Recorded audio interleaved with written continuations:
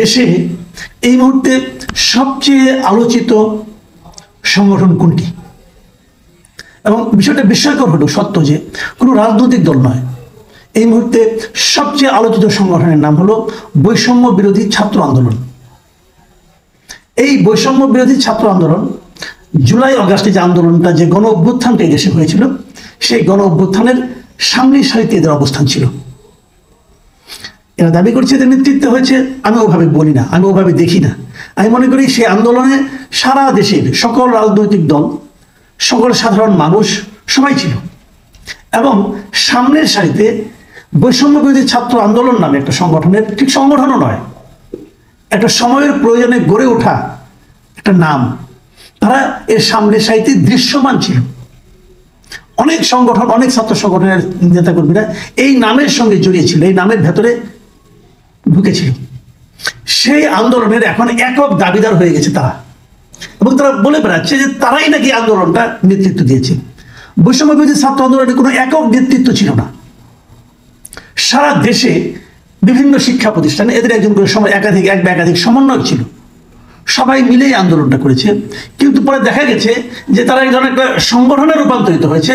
তখন ঢাকা ভিত্তিক কিছু লোক এই সংগঠনের মূল নেতৃত্বে ছিল, এবং আমরা বিভিন্ন টেলিভিশনের টক শো, বিভিন্ন সংগঠন, বিভিন্ন অনুষ্ঠান, বিভিন্ন আলোচনা সভায় আমরা গুটি কয়েক এই 10-12 জন লোককে দেখি যারা নাকি বৈষম্য বিরোধী ছাত্র আন্দোলনের নেতৃত্বে আছেন। কোনো সমস্যা নেই, এতে কিন্তু কোনো সমস্যা আছে বলে আমি বলছি না, এটা ভালো।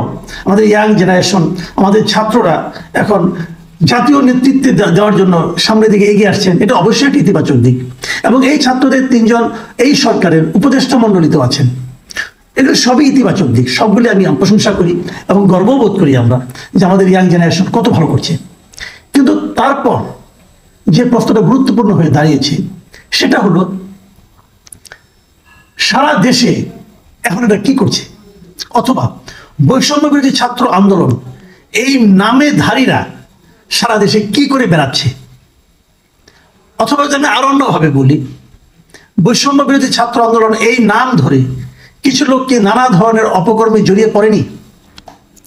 বিভিন্ন এলাকা থেকে আমরা নানা ধরনের খবর পাচ্ছি। আমি অত দূর যাবো না, আমি ব্যক্তিগতভাবে অনেক কিছু জানি, অনেকে আমার কাছে অনেক কিছু বলেছে, জানিয়েছেন, সে আলোচনায় আমি যাচ্ছি না। কারণ লোকে বলবে ভাই সব কথা কেটে তোমাকেই বলে, কাজে ওই ঝামেলায় আমি যাবোই না। আজকে আমি বললাম আজকের এবং কালকের 2-3 দিনের পত্রপত্রিকা থেকে আমি র্যান্ডমলি কয়েকটা খবর আপনাদেরকে একটু শোনাতে চাই। প্রথম যে খবরটা পড়ছি এটা আজকের খবর, সেটা হলো পিরোজপুরে বৈষম্য বিরোধী ছাত্র আন্দোলনের লিফলেট বিতরণকালে 2 পক্ষে হট্টগোল। মানে তারা লিফলেট বিতরণ করতে গিয়েছিল, তাদের যে লিফলেট দিয়ে তারা কদিন ধরে বলছিল যে আপনার জুলাই অভ্যুত্থানের যে ঘোষণাপত্র, সেটা 2 দিক থেকে বিতরণ করে এক জায়গায় এসে তারপরে এখানে হইচই লাগিয়ে দিয়েছে। এবং তারপর এক পক্ষ বলছে ওই পক্ষ ছাত্রলীগের লোকজন আমাদের মধ্যে অনুপ্রবেশ করেছে, আরেক পক্ষ বলছে না ওরাই ছাত্রলীগের লোক, তারাই আমাদের মধ্যে অনুপ্রবেশ করেছে। ধাক্কাধাক্কি পুলিশ যে পরিস্থিতিকে নিয়ন্ত্রণ এনেছে। একটা ডিটেল বলতে গেলে আপনারা শুনতে মোটামুটি নাটকীয় কিছু ঘটনা আছে, হয়তো কৌতুক অনুভব করতে পারতেন, কিন্তু সেই ঝামেলায় আমি আর যাচ্ছি না। আমি খালি কয়েকটা ঘটনা আপনাদের পড়ে শোনাচ্ছি। 11 জানুয়ারির একটা খবর, মানে গতকালকের একটা খবর, বৈষম্য বিরোধী ছাত্র আন্দোলনের 2 নেতাকে অবরুদ্ধ করে হামলা। মানে চট্টগ্রামে এই বৈষম্য বিরোধীর মুখ্য সংগঠক আব্দুল হান্নান মাসুদ এবং কেন্দ্রীয় সমন্বয়ক রাসেল আহমেদকে ওখানে অবরুদ্ধ করে নাকি তাদের উপর হামলা চালানো হয়েছিল। এটা চট্টগ্রামে শনিবার দিন সন্ধ্যায় ওয়াসা মোড়ে একটা অফিসে নাকি ঘটনা ঘটেছিল, এবং তারা অভিযোগ করেছে তাদের উপর হামলাটা চালিয়েছে ছাত্রলীগ নিয়ন্ত্রিত কোনো একটা গ্রুপ। এটা তাদের অভিযোগ, আর তারা যেহেতু অভিযোগ করেছে নিশ্চয়ই সেটাই গৃহীত হবে, কারণ তারা কোনো অভিযোগ করে সেটা গৃহীত না হলে তো আবার সমস্যা। যা হোক, এটা চালিয়েছে। একটা ঘটনা শুনুন, আর একটা ঘটনা আমরা বলি, এটা একটা বড় ঘটনা, এটা কালকের ঘটনা। অনেক বড় ঘটনা কিরকম, যে মিরপুরে বৈষম্য বিরোধী ছাত্র আন্দোলনে একটা কমিটি গঠন করা হয়েছে। এই কমিটিতে এটা নিয়ে অভিযোগ করা হয়েছে, কেউ কেউ বলছে এই কমিটিতে প্রকৃতপক্ষে এমন লোককেই জায়গা দেওয়া হয়েছে যে লোকগুলো এই আন্দোলনের সঙ্গে ছিলই না, এবং টাকার বিনিময়ে নাকি তাদেরকে জায়গা দেওয়া হয়েছে। যারা প্রকৃত ত্যাগ স্বীকারকারী, যারা আন্দোলন করেছেন, তাদের নাকি এখানে জায়গা হয়নি। এটা নিয়ে বাকবিতণ্ডা।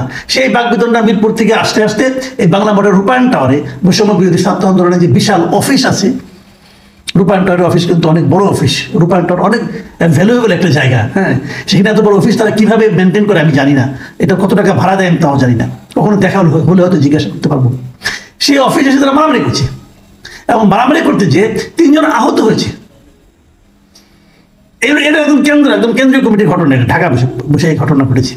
আচ্ছা, মানিকগঞ্জে সেখানেও বৈষম্য বিরোধী ছাত্র আন্দোলনের দুই পক্ষের প্রতিনিধিরা মিলে মারামারি করেছে।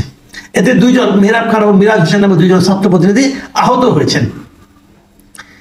এগুলি কেন? লিফলেট বিতরণ করতে যে, একটা কথা ভাবুন, এরা নিজেরা একই সংগঠনের লোক, নিজেরা লিফলেটের মতো ঠিকঠাক মতো বিতরণ করতে পারে না। লিফলেট বিতরণ করে নিজেরা মারামারি করে, কেন করে সে আলোচনা আমি একটু পরে আসছি। এই মারামারি কি অর্থ থাকতে পারে? এর মধ্যে আরেকটা ঘটনা দেখলাম সাতক্ষীরায় ওখানে একটা কমিটি ঘোষণা করা হয়েছে, এই বৈষম্য বিরোধী ছাত্র আন্দোলনের কমিটি ঘোষণা 2 দিনের মধ্যে সেখান থেকে 8 জন সদস্য পদত্যাগ করছে, এবং তারা বলছে এই কমিটিতে এমন লোককে ঢুকানো হয়েছে যারা নাকি আসলে এই কমিটিতে থাকার যোগ্যই না, তারা নাকি আন্দোলনের সঙ্গে তাদের কোনো সম্পর্কই ছিল না। এই যে একটা জিনিস ভাবুন, আমি যেগুলো এইটা কিন্তু আমি মাত্র 2 দিনের ঘটনা নিলাম।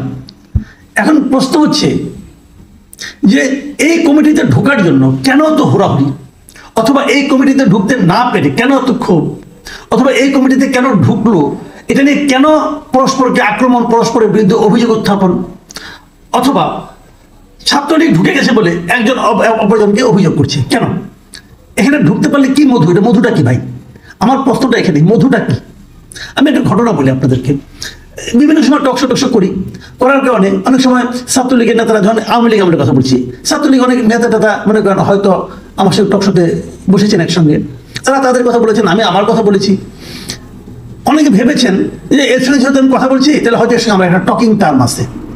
এর উপর ভিত্তি করে ছাত্রলীগের অনেক নেতারা আমার কাছে, কিন্তু মানে নেতা ঠিক নয়, যখন বিভিন্ন বিশ্ববিদ্যালয়ে তারা ছাত্রলীগের কমিটিতে ঢুকতে চায়, এরকম 2 জন আমার কাছে এসেছিল। তখন ভাই আপনার সঙ্গে দেখলাম যে ইনানের একটা টকশোতে আপনার কথা বললেন, ইনান তো আপনাকে বেশ সম্মান করে কথা বললো, তো নিশ্চয়ই আপনার সঙ্গে সম্পর্ক আছে, অথবা সাদ্দামের সঙ্গে আপনার সম্পর্ক আছে। আমি বলি ভাই এর সঙ্গে আমার কোনো সম্পর্ক নাই, ওই ওখানে কথা বলেছি, এর বাইরে কখনো আমার দেখা হয় না। ওই তবুও তো আপনি একটু ফোন টোন করলে আপনি তো হয়তো আমাকে কমিটিতে ঢুকাই দেবেন। আমি একটা বিশ্ববিদ্যালয়ের কাহিনী বলতেছি, বিশ্ববিদ্যালয়ের ছাত্রলীগের উনি সভাপতি হতে চান। তাই আমি বলতেছি এটা আপনাদের সঙ্গে তো পরিচয় আছে, আপনারা যান এলাকায় কাজ করেন, কাজ করে ঢুকবেন, এখানে আমার কি ভূমিকা ভাই? আমি তো ছাত্রলীগের সঙ্গে আমার কোনো সম্পর্ক নাই, বরঞ্চ ওরা আমাকে অপছন্দ করে, কারণ আমি ওদের বিরুদ্ধে বলি। তো আপনি বললে যদি হয়, আমি যদি এটাকে আপনার অন্যদেরকে বলা নাই, ওইকে বলিয়েছি, কিন্তু টাকা পয়সার খেলা। আমি কেমন টাকা লাগে? 50-60 লাখ টাকা তো লাগে। ভাবুন, একটা বিশ্ববিদ্যালয় কমিটির সভাপতি সেক্রেটারি হওয়ার জন্য 50-60 লাখ টাকা খরচ করতে হয়। কাকে দিতে হয়? ছাত্রলীগের কোনো না কোনো নেতাকে দিতে হয়, অথবা আওয়ামী লীগের কোনো না কোনো নেতাকে দিতে হয়। একটা জেলা কমিটির সেক্রেটারি হওয়ার জন্য আমার সঙ্গে একজনকে দেখা হয়েছিল, উনি বলেছিলেন যে জেলা কমিটির ছাত্রলীগের সভাপতি হওয়ার জন্য উনি নাকি 1 কোটি টাকা দিয়েছেন। তার মানে তখন এত তারা টাকা পয়সা দিয়ে সভাপতি সেক্রেটারি হতে চাইতো। আচ্ছা, এখন যদি আমি বলি, অথবা আপনারা যদি কেউ বলেন যে ঠিক আছে, আচ্ছা ছাত্রলীগ তো বাদ দেন, ছাত্রলীগ তখন নিষিদ্ধ সংগঠন, এই কথা নাই বা বলি, যেগুলি নিষিদ্ধ হয়নি, ধরো যুবলীগ, স্বেচ্ছাসেবক লীগ, ওখানে কিন্তু টাকার অঙ্কটা আরো বেশি ছিল। ধরেন আপনি যদি বলেন যে যুবলীগের সভাপতির সঙ্গে আমার খাতির আছে, তোমাকে যুবলীগের ঢাকা মহানগরের সাধারণ সম্পাদক বানাই দেওয়া যাবে, তুমি আমাকে লাখখানেক টাকা দাও, সে দিবে না, বলছে বলবো ভাই এই কাজই করেন না। আচ্ছা কেন? যে যুবলীগের, যে ছাত্রলীগের আগে একটা পদ পাওয়ার জন্য এত হুড়াহুড়ি, এত আকাঙ্ক্ষা, এত বিনিয়োগ ছিল, সেটা এখন নাই কেন? এই কারণে নাই, মধুটা আর নাই ওখানে। ওই মধুর যে রানী মৌমাছি আছে সে নাই, ওই চাকে আর মধু হয় না। এরা সবাই মধুর লোভে গিয়েছিল। যুবলীগের আদর্শকে আগে যাচ্ছিল, এখন তাই নেই, এখন তাই আছে, গণতন্ত্র সেটাই আছে। তো এখন কেউ যুবলীগের নেতা হতে চায় না কেন? অথবা যদি আমি উল্টিয়ে বলি, এখন সবাই বৈষম্য বিরোধী ছাত্র আন্দোলনে ঢুকতে চায় কেন? কারণটা এখানে মধু আছে। মধুটা কোথায়? মধুটা কোথায় বলেন? প্রত্যেকটা উপজেলা পর্যায়ে, থানা পর্যায়ে আপনারা দেখবেন আগে কি হতো, ছাত্রলীগের, যুবলীগের, স্বেচ্ছাসেবক লীগের তারা যে থানায় ওসিকে বলতো এটা করেন, এর নামে মামলা দেন, এর নামে এটা করেন, তাদের মতো করে থানা চালানোর চেষ্টা করতো। এই জন্যই তারা পাওয়ারফুল ছিল, এই জন্যই তারা ওই পথটা পেতে চাইতো যে আমি যদি এটা করতে পারি তাহলে আমি এই তদবিরগুলো করতে পারবো। তাহলে বৈষম্য বিরোধী ছাত্র আন্দোলনকে এখন তদবির নেমে পড়েছে, তারা হলে এই পথগুলিতে যাওয়ার জন্য এত হুড়াহুড়ি কেন? কি এমন মধু আছে বলেন? তুমি তারা আদর্শেরই রাজনীতি করো, আদর্শটা কি? বৈষম্য বিরোধী ছাত্র আন্দোলনের আদর্শটা কি? কোনো গণতন্ত্র আছে কি সেটা ভাই? একটু দেখতে চাই। তো কি এমন জিনিস আছে যা নাকি ছাত্র ইউনিয়নের চেয়ে বেটার, যা নাকি সমাজতান্ত্রিক ছাত্র ফ্রন্টের চেয়ে বেটার, যা নাকি ছাত্রনীতি নিষিদ্ধ ছাত্র দলের চেয়ে বেটার? কি আছে ভাই? কিছুই নাই। আজ হলো ক্ষমতা। এই ক্ষমতার দাপটে তারা যখন কোথাও যায়, প্রোটোকল নিয়ে যায়, এখন তাদেরকে এই ক্ষমতাটা কে দিল? কার মাধ্যমে তারা ক্ষমতাটা পেল বলুন? এই সরকার দিল? এই সরকারের কি দেওয়া উচিত? নাহলে তারা ক্ষমতাটা এক্সারসাইজ কিভাবে করে? নাকি 3 জন উপদেষ্টা আছে তাদের মাধ্যমে তারা ক্ষমতাটা এক্সারসাইজ করে?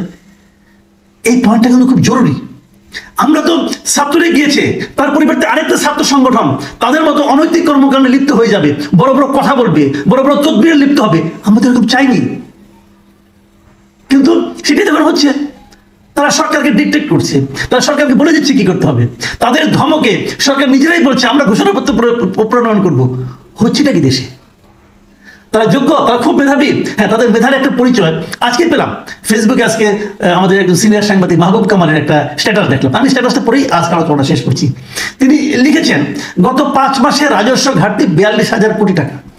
এই খবর জানার পর এক সমন্বয়ক মন্তব্য করেছেন, স্বৈরাচারের লুটপাটের কারণে এই ঘাটতি।